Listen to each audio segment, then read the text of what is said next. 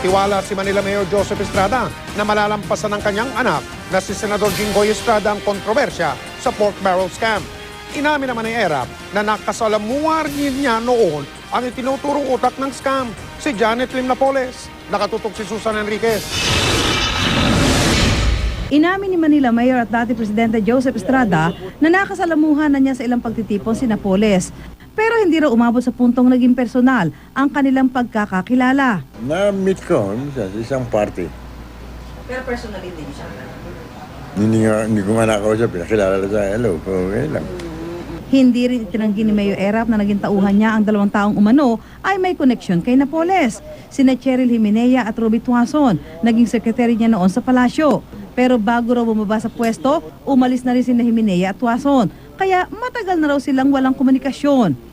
Alam ko lang, nung pag-alis sa akin, ang naawa si Jinggoy, kinuha siya sandali, tapos umalis din. Pero si Miss Ruby Tuason, hindi ko na nabalitaan kung napunta siya kanino.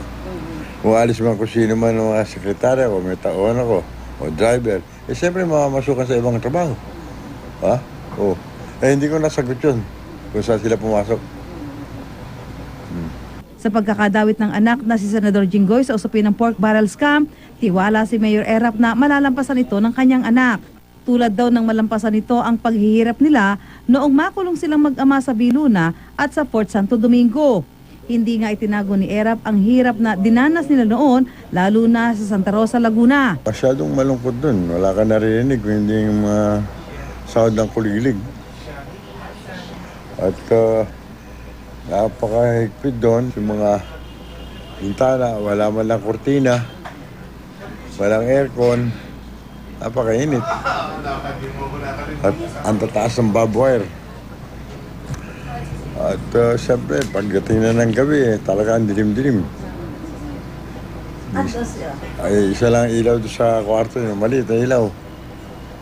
Ganoon nung panahon, ako baka nabago na ngayon. Kung sila daw ni Jinggoy nahirapan sa kalagayan nila doon sa kampo ng Special Action Force, mas mahirap daw ito sa isang babae tulad ni Janet Napoles. The state must see to it that a suspect, for that matter, should be secured. Oh.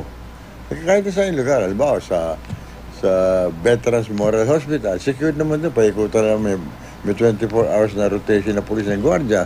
Nasa administrasyon na yun kung saan nila gusto. Palagi ka mahirapan. Ako nahirapan eh. Yan, babae pa. Susan Enriquez, Nakatutok, 24 Oras.